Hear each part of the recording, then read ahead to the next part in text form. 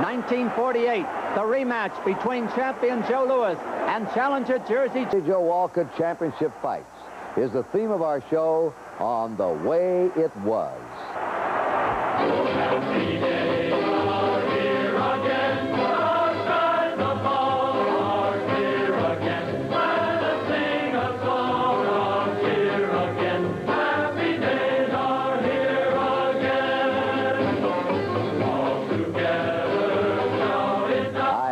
Gowdy. Welcome to another American sports classic. This week, boxing. And we're honored to present two former heavyweight champs who help us relive their memorable 1947 and 48 fights. The challenger, a Cinderella story come true. From Camden, New Jersey, Joe Walcott. And his opponent, a living legend, the heavyweight champion of the world, from Detroit, Michigan, the immortal Joe Louis. And to help us recreate this chapter of ring history, the voice of boxing, Hall of Fame sportscaster, Don Dumpy. And Don, welcome again to The Way It Was. Thank you very much, Kurt. All right, let's go back to 1947. What's the heavyweight fight scene? Well, Joe Louis was in a class by himself. In 60 fights, he lost only one, and that was to Max Schmeling, which he avenged with a one-round knockout. Louis became the champ at age 22, and he fought every worthy challenger, defending the crown 23 times. In fact, during his reign, only Tommy Farr and Arturo Godoy were able to go the distance with him. But now Louis was 33, and he hadn't defended his crown in over a year since he'd KO'd Tommy Moriello in one round. So Joe needed work. Jersey Joe Walcott was also 33. He had had a checkered career. But with 2 wins over Joey Maxim and a victory over El Murray in 1947, he became the logical challenger for the crown. So Jersey Joe, a man other heavyweights were afraid to fight, who was forced to take menial jobs to keep his family clothed and fed, was given the opportunity of a lifetime. Jersey Joe Walcott would get a shot against the champion of the world, Joe Louis. Incidentally, Kurt, the fight was originally scheduled to be an exhibition match, but Commissioner Eddie Egan insisted that the title be on the line. That's the stage. And now we're going to Madison Square Garden. It's December 5th, 1947, the first of their 2 fights. And let's take a very brief look at some highlights of that amazing first fight. And here's the voice of Don Dumpy. Championship of the world, Walcott the challenger in the white trunks. Louis survived the knockdowns, and we're in the 9th round. Louis on the offensive, drives both hands to the head as Walcott rolls with the punches. Louis on the inside, shortens up, bangs his left and right to the body, misses a left at the jaw, takes a left hook on the mouth by Walcott. Walcott a short right uppercut to the jaw as he stays on the rope. Louis hooks that left on the chin again, another left to the jaw, and Walcott trades with him. Louis has him against the ropes. Walcott a right to the jaw. Louis both hands to the head as the round is nearly over. In close, Walcott hooks that left hand to the head, forces Louis back, drives the right to the jaw, and there's the bell. The fight is fairly close as we go into the 15th and final round. Walcott moves away from Louis. He may think he's got the fight won. He's staying at long range as Louis trails him. Trying to throw Louis. Louis is still champion, but Walcott's handlers do not believe it, and many of the crowd of about 17,000 don't believe it either.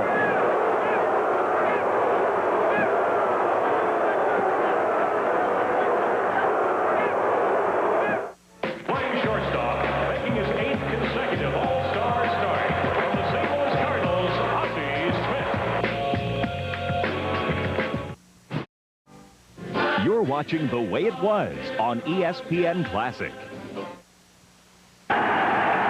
Before the decision was announced, Joe, you started out of the ring. Do you remember the way it was? Did you think you lost the fight? No, I didn't think I lost the fight. It never come across my mind that you had to stay in the ring to have a decision. I never thought of it. In fact, I never heard of you had to stay in the ring. I knew I had boxed a bad fight, but I also know Walcott did a lot of running too. Mm-hmm. And I always felt that you got to take the champion away from the fellow. You must come to him. Well, I was a champion. Now, there were a lot of stories that you thought that you might have been disgusted at yourself also. I was disgusted at myself. That's why I wanted to go out of the ring, but not that I thought I had lost the fight. I really thought that they say I win the fight, I could be in my dressing room. But Manny Seaman said, no, so you got to stay in the ring. So that's why I got back in the ring. Jersey Joe, in the 13th, 14th, 15th rounds, you did your little dance. I think Don called it the cakewalk, the shuffle. You stayed away. Were you told that you were ahead to stay away from him and you were going to be the winner? Yes, my manager and my trainers told me that just to stay away and box and don't get in trouble. You can't lose a fight. You've at least won 10 out of the 15 rounds. And when the decision, when Lewis started the ring and they pulled him back in, it's surprising to hear the champ say this, but when they called him back in the ring and they gave him the decision, the champ came over to me, which I considered a real privilege and a high honor for him to be so honest about the outcome. He grabbed me by both hands and he said to me, "I'm sorry, Joe," meaning to me that he was acknowledging then that he had lost the decision. Joe Louis, when you went to the corner, and did you tell him that you were sorry? I tell everybody that. Yeah, you tell him, I'm sorry I beat you. Well, that's the more proper thing to say, I think, than anything else. But you didn't. But I really thought I wouldn't. I didn't have no idea that I had lost the fight. I really didn't, because. Are you serious, Joe? I really am serious. Yeah, I know. You can't be. And again, what you saying about he's 33? Walcott was my owl. He's more than 33. You looked up to him? All right, now here's what we've got going here. This was back in '47. We still have two men here. Joe Louis was awarded the decision. He says he won the fight in his own heart, and Jersey Joe thinks he won the fight in his own heart. That's the way it is, isn't it? That's the way it is. That's the way it is, and that's the way it was. So, incidentally, Joe, is this to be your last fight? I thought it was my last fight. Yeah, this was going to be your last one. After the 48th fight, I retired for 2 years. Then when Elder Charles got to be the champion, because at that time, you know, no other heavyweight ever retired and regained the title. And when Charles became champion, I thought I had a shot at becoming, be the first one to do that, to regain the title after retiring. You were away for 2 years. I waited for 2 years, yeah. And what kind of quite natural. The income tax has also something to do with me coming back, too. Yeah, we know that. It was a good payday. Joe Louis, the gentleman he's always been, probably the most popular man in any sport in this country, didn't retire, as he just told you, and he also decided to give Jersey Joe a return shot. They signed for one more fight, which would be held outdoors at Yankee Stadium. But this one, win, lose, or draw, was probably going to be the champ's last fight. We'll return in a moment to The Way It Was on ESPN Classic. And so the scene's set. Now let's go now for the second fight between Walcott and Louis, June 25th, 1948, and let's join Don Dumphy at ringside.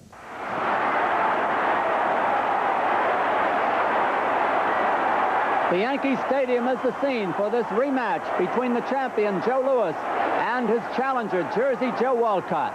Last December, Louis won a very controversial, very unpopular win over Walcott at Madison Square Garden. His promoter, Mike Jacobs, he's beaming because of the $800,000 gate. And from Hollywood, Jack Benny and Bob Hope. Adolphe Menjou, impeccably attired as usual. Eddie Cantor.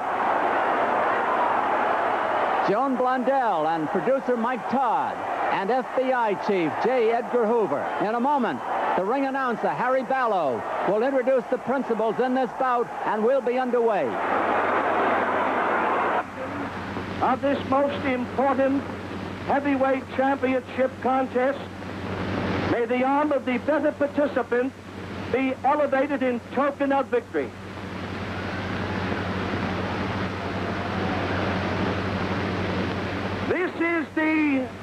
This is the stellar presentation, 15 rounds for the heavyweight championship of the world. From Camden, New Jersey, weighing 194 3/4 pounds, wearing white trunks with black stripes, the outstanding and most capable challenger, Jersey Joe Walcott.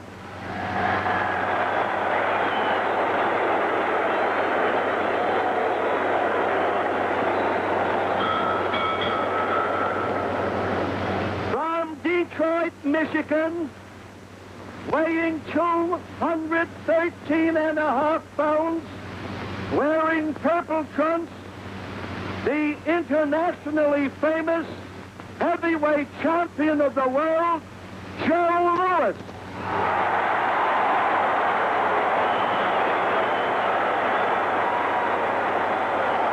This microphone is close to your mouth as possible, close to your mouth. Round one for the heavyweight championship of the world, the rematch between Joe Louis in the black trunks, Jersey Joe Walcott in the white, the referee Frankie Fulham. Louis a bit cautious now. He came in wide open the first time they met in December.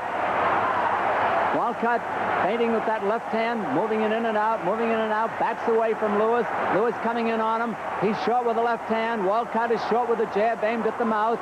Louis is crouching a little bit towards the right as Walcott shows no inclination to trade with him at the moment. He keeps moving those hands up and down. The referee around them, and Louis is in with a right hand that's partially blocked after he scores with the left. Walcott feints the left hand, backs into the ropes, gets away from a jab. Round two went to Walcott. Here's round three. Louis, his gloves up in front of his face. Walcott's down around his hips. Walcott goes into a cakewalk, moves away from a jab thrown at his head by Louis. Walcott feints that left hand. The referee, Frankie Fulham, walks around him, and the action slows down. Walcott moves away from a right thrown at his head by Louis. It's wide of the mark. Walcott out in the center, pecks out with a left hand that's short. Tries a jab to the body. That dumb. We'll see how the champion is in a moment. If he can weather the storm, he ducks under a wild left hand thrown at the head by Walcott, who still is over anxious. And a right by Walcott is wide of the mark. Louis seems all right. Louis comes in with a jab, and Walcott dances back out of range. He drives another right around the head of Louis, and that does not land. And they hold on to each other for a moment. They're parted by the referee. Walcott feinting the left hand, sticks out a jab that's short of the mark at the bell. Round four. Louis is out there quickly. Apparently he's all right. Walcott circles his man, doesn't throw anything, keeps his hands wide apart. Louis has his gloves up in front of his face again, defending against the jab. Walcott moves in on him. Louis backs away, gets away from the jab. Louis drives the left hand to the body. Walcott takes the left and a right to the jaw, another right to the jaw thrown by the champion, and Walcott bangs both hands to the head as the referee comes over to get them out of a clinch. Now at long range again, Walcott moving in on Louis.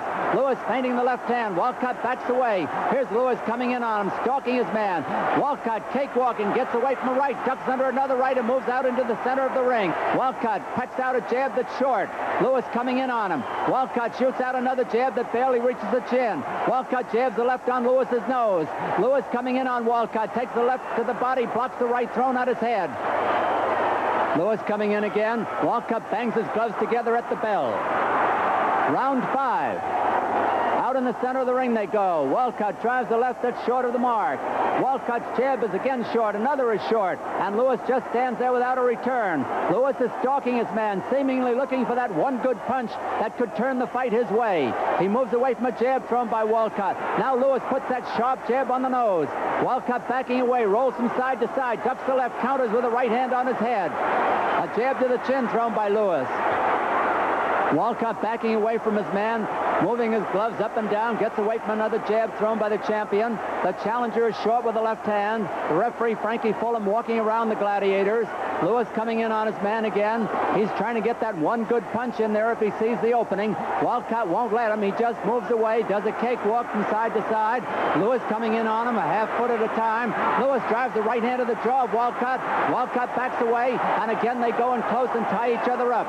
The referee is over to get them apart. At long range, Walcott backs away after taking a jab on the chin, a right on his head, a left hook to the jaw thrown by Louis. Louis drives the right to the body, and Louis is staggered by a right hand to the jaw. Walcott almost had him down again. The champion holds on, and the referee gets them apart. At long range, Walcott drives that right over the head, misses another right. Again, he's over anxious. Louis drives the left hand to the jaw as Walcott comes in on him. Louis gets away from a jab thrown at his chin by Walcott. Walcott backing towards the ropes. The champion coming after him. Louis a jab, but a right is wide of the mark. Louis gets away from a right hand thrown to the head by Walcott, and again they go to close quarters at the bell.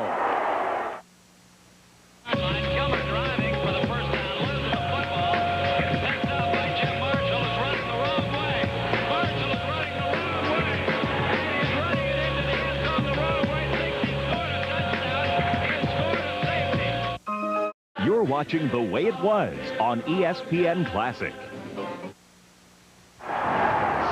Jersey Joe, through the first 5 rounds, the fight seems to be going according to your plan? Yes. This is a start. This is the type of battle that my handlers wanted me to work. What was the strategy?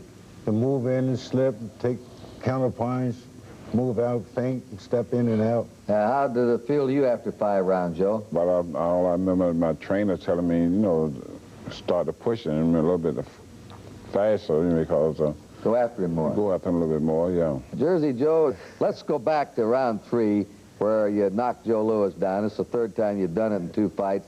We're going to put it in slow motion on an instant replay, and we'd like you to tell us the way it was, what you're thinking about, how you got the knockdown. So here it is.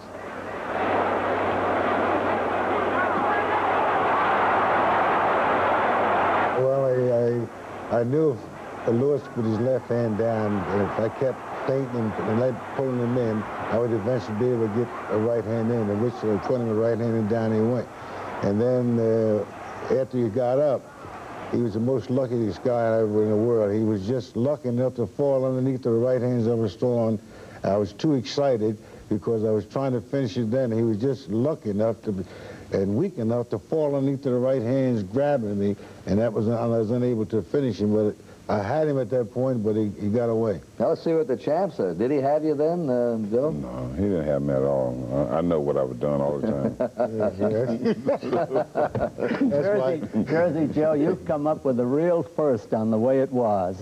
You're the first one who ever implied that Joe Louis was lucky in a fight. Yeah, he definitely was lucky that night. Believe me. You thought he had him nailed, and that was it? No question about it. No question. Joe, how could an old man like that get excited? I mean, he's been around. He's been around, and I'm looking at a picture over there. He looked a little better than I look, too.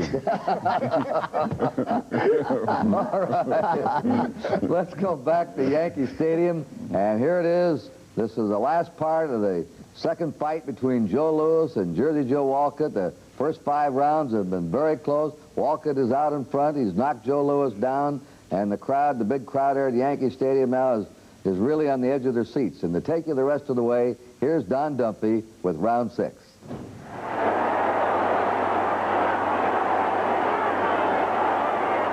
Round 6 at the Yankee Stadium for the heavyweight championship of the world. Champion Joe Louis in the black trunks. Challenger Jersey Joe Walcott in the white trunks. Walcott shuffles away from his man. Louis coming in, very determined, but not throwing a great deal of punches. Walcott dances up and down, shoots out a jab that's short, takes a grazing right hand to the jaw, thrown by the champion Joe Louis. Walcott backing towards the ropes, gets away from a left hand at his body, a light jab. Walcott misses the left, takes a left hook on the mouth as Louis counters him. Walcott drives the left hand to the body, a right that goes over the head. Walcott moves in on Louis again. Louis just stands there. Walcott tries the right. It is blocked at the bell. Louis won the 7th and 8th rounds. Here is the 9th. It is a fairly close fight, despite the fact that Louis was down once. Walcott just scored with a right hand to the jaw. Walcott feinting the left hand, backs away. Walcott takes a light jab on the chin, thrown by Joe Louis. Louis moving in on his man again, dances up and down himself. Walcott misses the right. He's countered with a right hand to the jaw. Walcott is short with the left, misses the right over the head. Louis finding the range now, hooks the left hand on the jaw. Walcott a sharp right to the jaw of Louis. Louis takes it without a return, and Walcott is in on him. And they go to close quarters and tie each other up on the inside. Referee Frankie Fulham has them apart again. Walcott takes a jab on the chin, thrown by Louis. Louis just stands there. Now he's coming in again. Tries a jab to the body, trying to bring down the guard. It's already down, though, at the bell.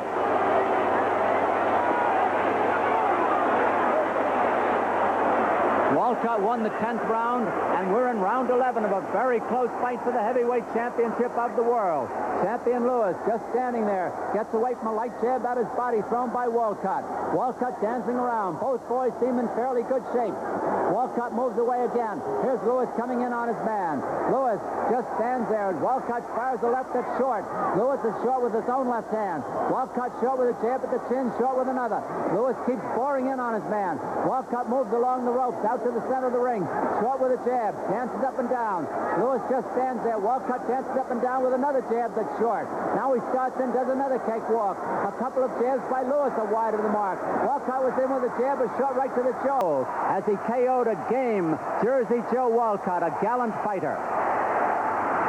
Here we are in Joe Lewis's dressing room. He's being interviewed by his trainer, Manny Joe, when you Seaman. knocked him down, did you think he'd get up?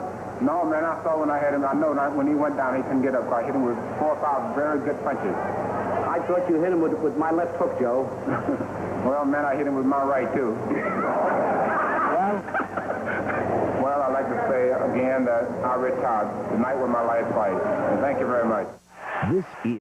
You're watching The Way It Was on ESPN Classic. What did your trainer, Manny Seaman, tell you between the 10th and 11th round, Joe? Do you recall the way it was? Well, he told me that I'm got to fight a little harder. No question about that. Manny was a good trainer. And he knows the boxing game pretty well. So he told me I got to hustle a little bit more. What about you, Jersey Joe? Some people thought you might have been a little overconfident there. Well, I was very confident on winning, but if you would run and notice the referee's action in the ring, from about the 7th, 8th round through the 11th, he continuously harassed me about getting that Walcott. If you don't get it, I want to stop the fight. And at the time I got caught, I was trying to say to him that, what do you want from me? And I'm looking at him, and as I hit the bounce off the rope, that was it. I know one thing. Well, can I say something? Yeah. Since that what Joe just said is, I like to apologize to the fighter when he was talking to the referee. I'm sorry. You know what I was about to say, Joe? If I were in the ring with Joe Louis, I wouldn't be turning around talking to anybody else. Joe, let's go back. Joe Louis here on an instant replay, and this is a fight very similar to the Billy Conn fight where you came out and nailed him in the 13th with Conn was ahead on points. You had to have a fast finish or get your man. Let's go back to that KO now in the 11th round, Joe, and set it up for us. Let's get your comments, the way it was. Well, quite natural, like Joe said. He came out in the 11th round. He did fight a little bit more than he did the other rounds. He come at me a little bit, and that what made me catch him. And whether the referee was talking to him, I don't know. I didn't hear the referee say anything to him, but... the first right did the damage, didn't it? I think so. Yeah. I think so. Now, do you know you've got him here? Well, just won't let him fall until you know he's gonna be out when he hit the cameras.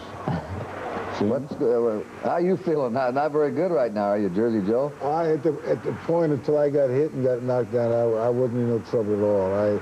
I felt good. I was in good shape until I finally got. The styles were different.